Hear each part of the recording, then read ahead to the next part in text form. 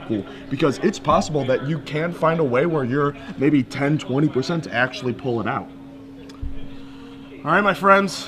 You see both players taking a look at the deck list here. You got Todd Anderson on your left, Ryan Phraner on your right, Deathblade versus Blue-Red Delver. If we do have time, we will, of course, cut over to that Chas Hingle versus Frank Scarron match, but I would be a little bit surprised. We're looking at a combo deck versus the Charlotte's Bug deck. Maybe it takes longer than I think, but I know this one's probably going to take a little while. Yeah. Anderson versus Blue-Red Delver from Phraner. So you see both players shuffling up. If you guys are just joining us, you missed out on a little bit of vintage conversation. You also missed out on Spyro the Dragon reference from myself. Please tweet at me and tell me what you would name your dragon. This is something I'm genuinely interested. If you got a dragon, what would you name it? Let me know. You can tweet that over at AJ Soccer. Yes. You can also tweet it at SCG Live or hashtag that with the I don't think hashtag they care as much. SCGBALT. Look, man, our directors are going to read those tweets about Dragon, whether they like it or not. But we appreciate you guys joining us this evening. You can join in on the conversation for the last 2 rounds here on Twitter. As we're going to crown a legacy champ. We've already crowned a standard champion. Bard Narson. Yeah. Brad Nelson is his name, and winning is his game, as he took Junk Aristocrats, a brand new deck that you're going to see plenty of content on this week on the website. We'll see Brad do at least a Magic Online video about that deck. You can find probably an article. Yeah, probably talk about it on Above the Curve. Yeah, we're going to see a lot of talk about that deck as it ran roughshod over the tournament, the standard tournament, this weekend. But it's legacy time. Whee! So Todd Anderson's your #1 seed, which means he is going to be on the play. And you see both players laying out their 7 cards, and our semifinal will be underway shortly for you guys. And as you said, Todd is on the play. Once again, absolutely huge in some of these matchups. It's actually not as relevant in the Legacy as Standard, I would say, which is, pretty bold to say. But a lot of these matchups, it is really important. The matchups where it's most important are A, combo decks, for obvious reasons, and B, the Stifle mana denial tempo decks. Again, for pretty obvious reasons that we've already discussed quite a bit. But, saying like a Shardless Bug Mirror, the extra card versus playing first is actually like pretty marginal. Like it's so close that it might actually be correct to draw first. That's how close it is. Get a little deep. Yeah, a lot of those matchups it doesn't matter. Whereas in Standard there are definitely matchups where it matters quite a bit. But as we see here, Ryan playing one of those Stifle Wasteland tempo aggro-y decks, and Todd sort of playing the more controlling, more powerful individual spell, higher impact library type of deck. Being on the play is certainly important, if not for Todd, just to not give Ryan the play. Sure. All right, Todd, are you happy? Todd is reaching. I think I would say content feels like the word. Yeah. Not super excited, but he'll play.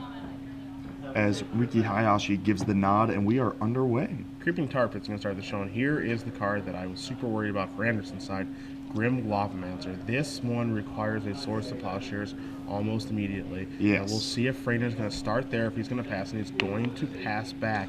So, this feels like a stifle to me. Very possible.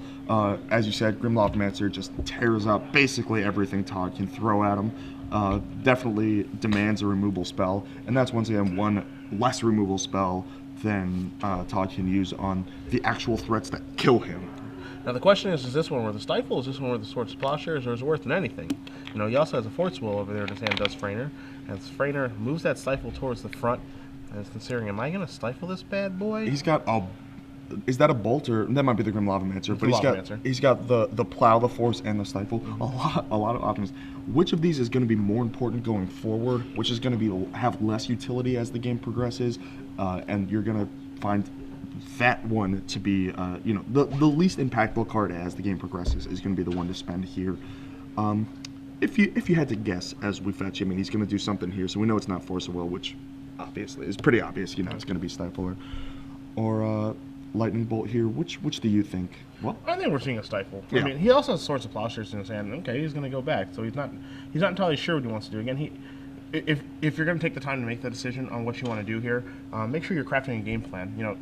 He's taking the time on what he wants to do. How do you want to navigate the next couple of turns? Because again, in Legacy, your decision trees are compact. A lot of the stuff that matters happen in the first couple of turns in the game. Yeah. And once you make those decisions, there's really no going back. Right.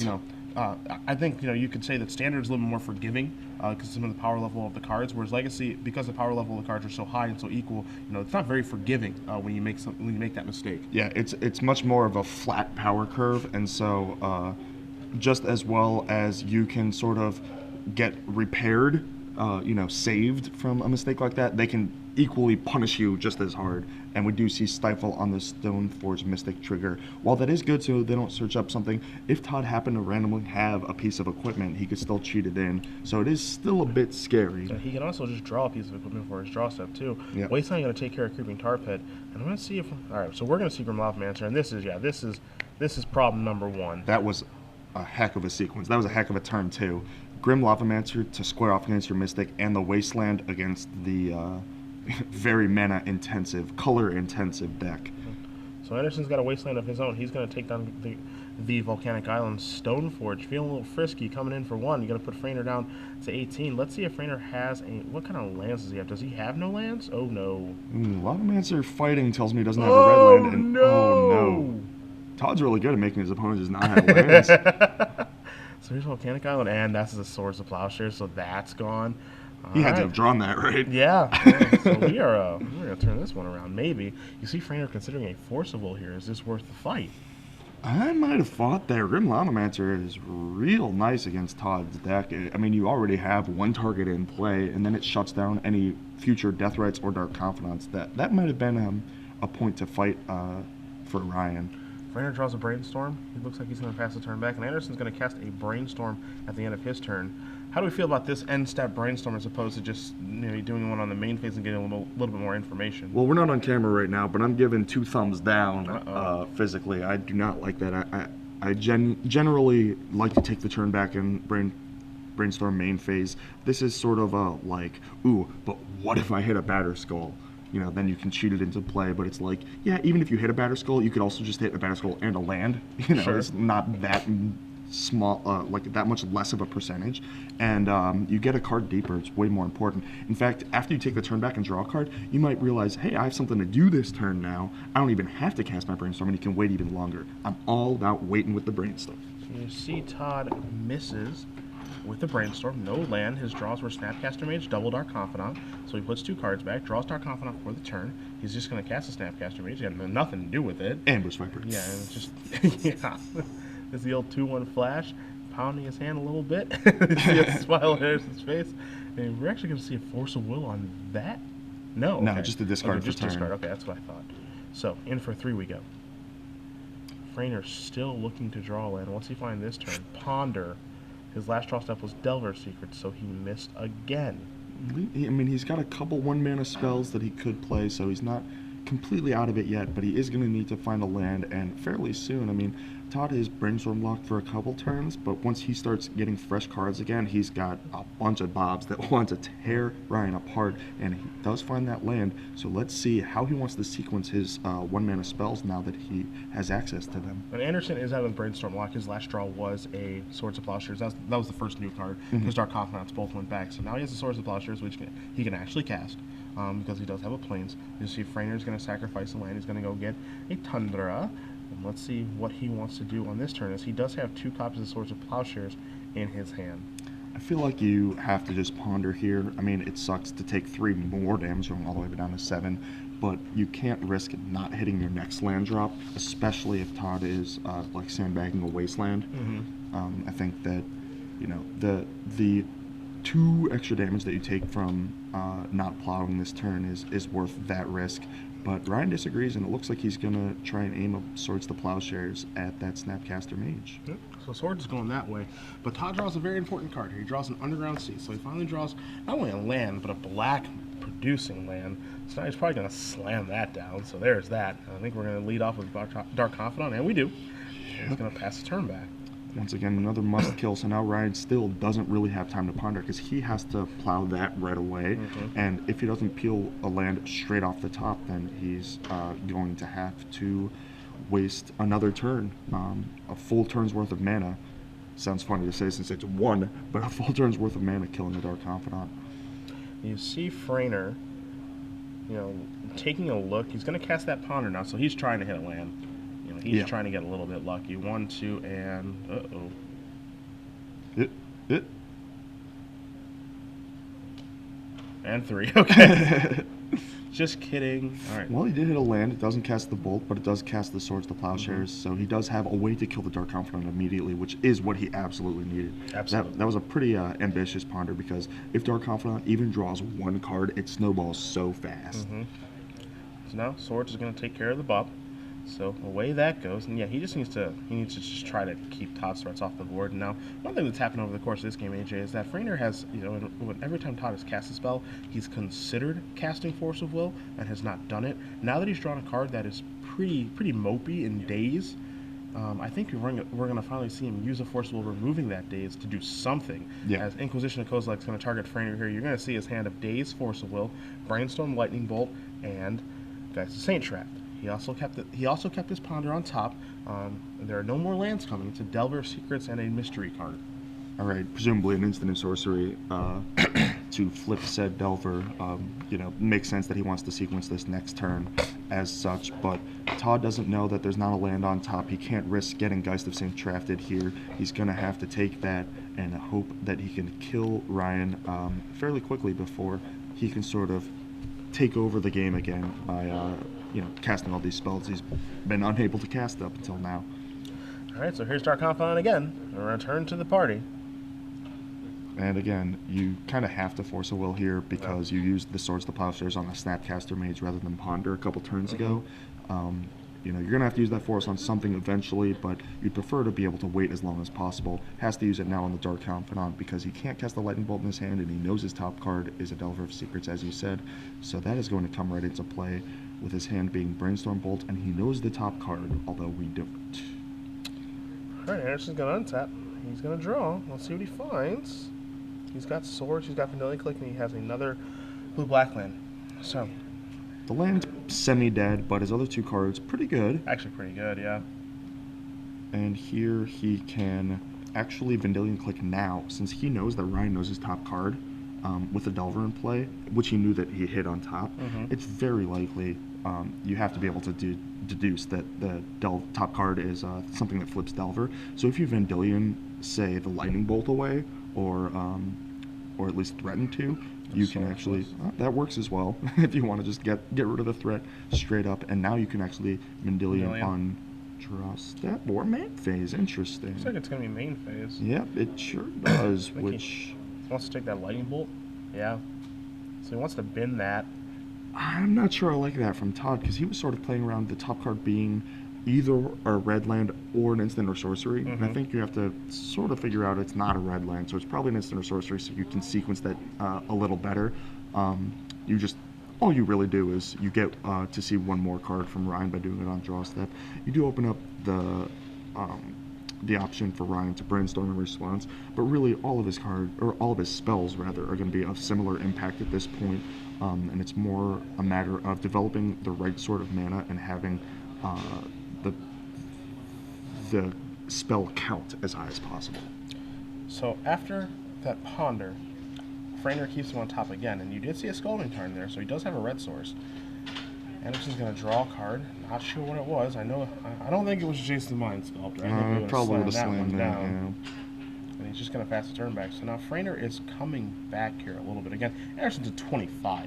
So Phraner, by coming back, I mean he's not dead. Yeah, it's definitely going to be quite a while before he can actually turn any sort of corner and start killing Todd. And even if he sort of stabilizes to the point where he's not just completely dead, there's still basically a parity where neither player has all that much, and I have to say that favors Todd. Yeah. That is the type of game that Todd's deck is designed for. Every individual card is much more high impact, whereas Ryan has cards like Daze and Stifle that aren't that really good to draw at this stage of the game. So we see the Brainstorm there, putting cards on top, presumably to flip the Delver of Secrets. He's got the Scalding Tarns, so he has access to red mana for the Lightning Bolt, and Todd's drawn 2 or 3 lands in a row here, so... So Delver's going to flip. There's your Stifle, as we do have a quick report for you guys. Frank's scaring up a game here over Chas Hinkle, my apologies, as the Insect Aberration is going to flip, and he's going to sacrifice this Scalding Tarn before he does draw the Stifle, because Stifle real stinky right now. Yeah, that's actually awesome. A card that he can both use the flip over the Insectile Aberration that he doesn't want, so he can get full value out of his Brainstorm by, putting back the junky cards and shuffling them away. Again, Delver's Secret says reveal. It doesn't say draw. Right. It doesn't say when you draw for your turn. It says reveal, so you're able to use that information to your advantage. Turn it over, make it an Insect Operation, and then with that effect still on the stack, before you do move to your draw step, you can sacrifice a fetch land, clear it, draw a new card, which is a Daze, which is almost as bad as a I was Stifle. about to say, equally embarrassing. But, I mean, it's not a Stifle, so you can actually use that as a little bit of something to bluff with, as here comes the Insectile Aberration. Lightning Bolt's going to take care of that before Todd can maybe draw Force of Will to counter it. Yeah, or, a Batter Skull or something really scary, and It's a Brainstorm off the top. time. And I gotta say, I like this one. So hit 1, hit 2, and hit 3. Do you still like it? Well, I mean, he got the fetch land, which is really important. If that was 3 lands without the shuffle effect, then this game might even be over. Yep. But at least he has a couple of useful lands. He has the Waste to take out the Volcanic Island next turn, because this turn he's got to use a fetch land to shuffle away those 2 crappy ones. He is going to play the Flooded Strand. And, I mean, I would sack it now, too, because I do not want to get stifled, because it's so important for me to be able to shuffle my deck. That's exactly what Anderson does. He's going to search out a Tundra, going to pass the turn back, Force of Will to draw there for Phraner, in for 3 comes the Delver. So, yeah, Force of Will isn't so bad. It's going to be able to counter Todd's next relevant spell. And this is sort of a weird game because we're in this counter slivers mode where neither player really has anything except the Delver player has a threat and some disruption in the form of a Force of Will that's active with the Daze to pitch. But it's like turn 20. Yeah. This is what the game state the blue white red Delver player wants the game state to look like on like turn 4 with the other player not having many lands. But Todd flooding out and Ryan being short on mana to the point of discarding for multiple turns made this sort of weird game state where the Delver player has the game sort of where he wants it to be, except Todd has way more lands in play than he would have liked. So Anderson's casting a Brainstorm here that he just drew off the top of his deck. Phraner, deep in the tank about, do I Force of Will this, removing Daze? I have to say, I've forced in this spot pretty much every time in my career. You know that Todd's hand is pretty bad just from the way that the game has developed, and giving him 3 fresh ones is a lot scarier than just countering that one. I mean, it's still 1 card, right? If you use that counter on, or the Force of Will on, say, a Dark Confidant, you're 2 for 1 on the Dark Confidant. Now you're 2 for 1 on the Brainstorm. You're still getting a full card's worth of value on it. It's not like the Brainstorm being on the stack. It's no longer worth a card because it does draw 3 and then only put back 2. But you're also getting the virtual card advantage of not giving him the ability to sift through his deck and get to the really important cards. So Anderson draws a Swamp for the turn, places Crocus past the turn back. Insectile Aberration in for 3 more.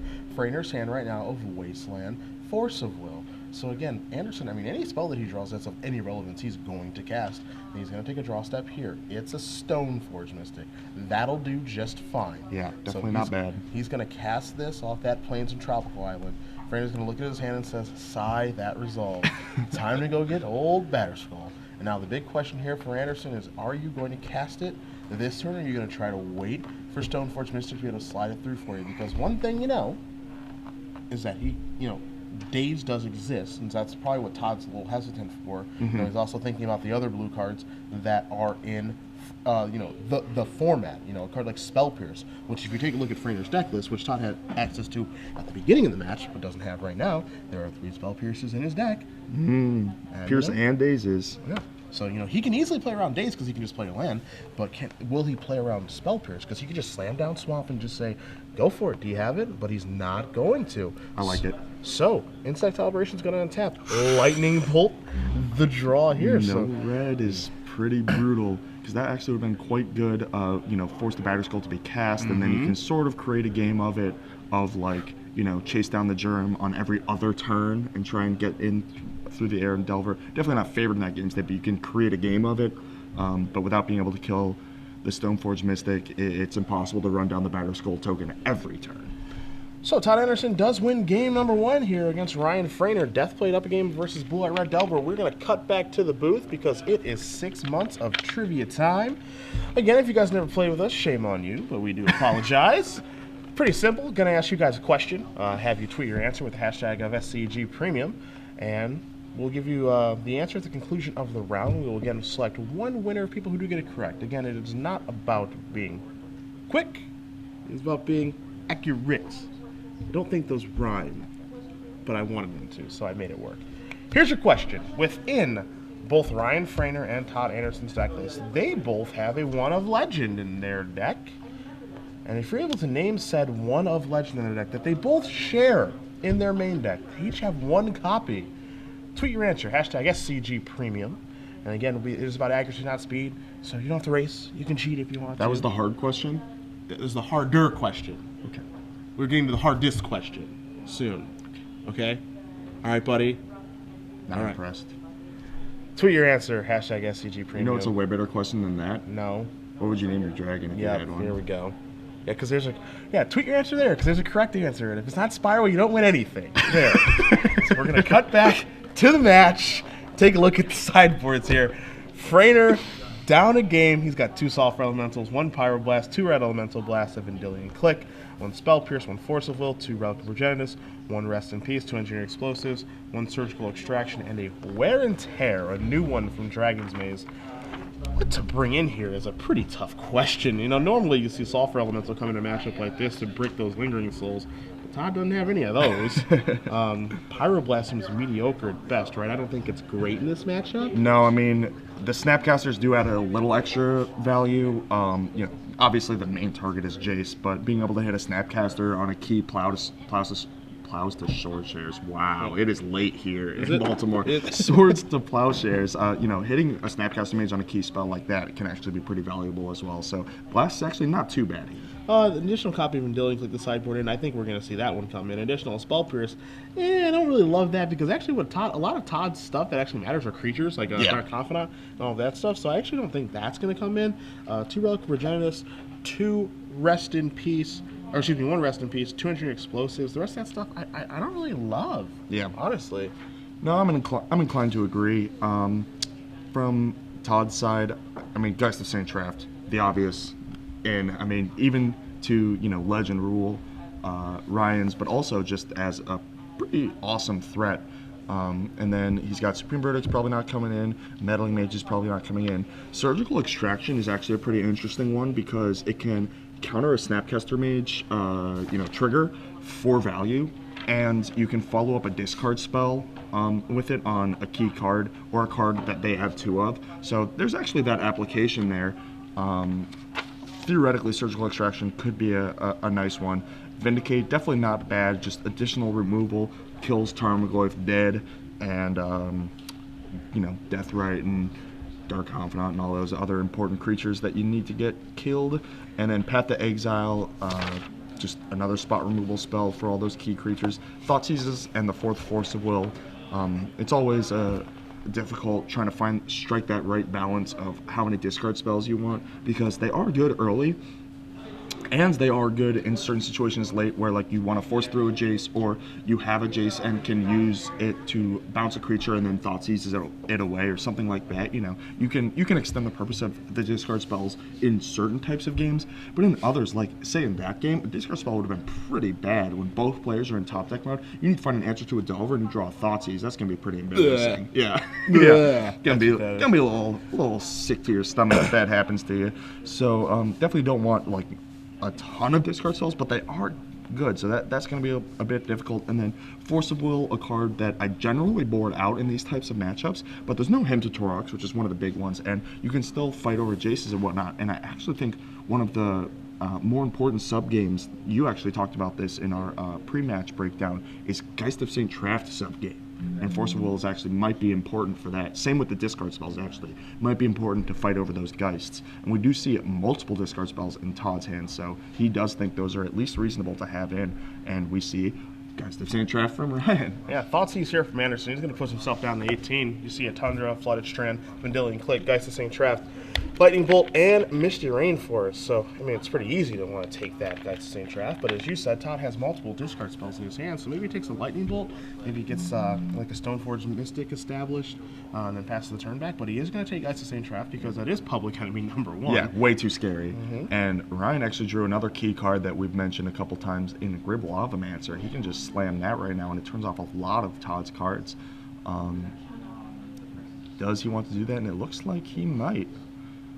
I mean, oh, and there's a Power Blast. Yeah, I mean, having the Grim Lavamancer in play, right, it turns off a lot of the power of Stoneforge Mystic. It turns off Deathrite pretty much completely, kills Dark Confidants immediately before it draws a card. Vendilion still gets its trigger, but dies immediately. The only thing it really doesn't kill is Geist proper.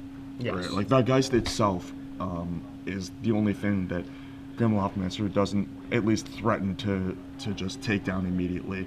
And we see Todd immediately fetching a white, and it's going to be a basic, and he's going to look to Swords of the Plowshare as that Grim Lavamancer before, it shuts down his entire game plan single-handedly, as it is wont to do. And sure enough, there it goes. That's time to go.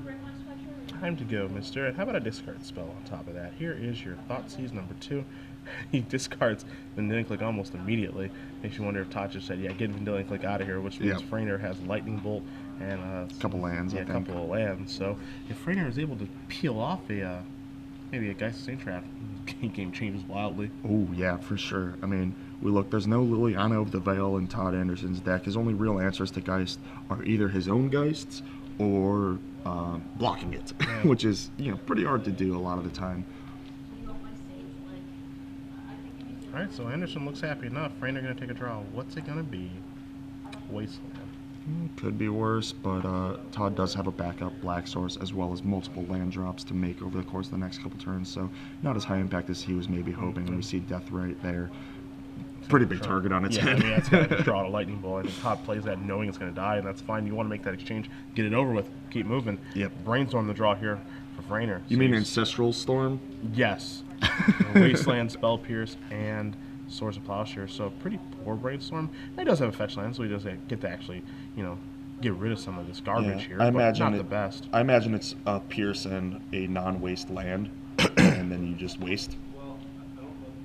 Oh, it looks like he's keeping the Pierce. I mean, it does have theoretical utility against certain spells. The big one is Jace, which Todd is so far from that I don't think that's really a consideration here. It's more likely that he's using that Wasteland, and that Pierce is just to hit like a Ponder or a Brainstorm and really try and bury Todd. Just make it so that his mana base, his super stressed out mana base, punishes him.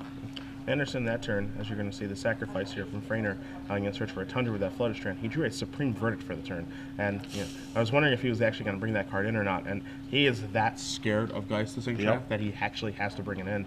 It is a 4-mana card against a deck that does have Wasteland and Stifles. But again, if that's the card that you're scared of, you have to bring it in. As you see, Phraner draws a Volcanic Island for the turn, going to pass back with Swords and Spell Pierce in his hand. Anderson draws a basic swamp, so Wasteland proof right now, not so bad, as Phraner draws a Daze. He's going to pass the turn back. So a little draw go action, which not too surprised to see this happen, as Anderson's going to draw Caracas. Let's see if he's going to make a move here. He is going to cast a Snapcaster Mage with a black available to target some discard Mr. Phraner's way. I like holding the Caracas, keeping it free from Wasteland so that you can go Caracas Supreme Verdict if you need to at a later point. You might as well just play your Snapcaster, get it out there, and be like, all right, answer this. What do you got? Let's see what's going on over there. That turn's so awkward. You're going to see a Spell Pierce because let's say Todd didn't play his Caracas yet, so if he did.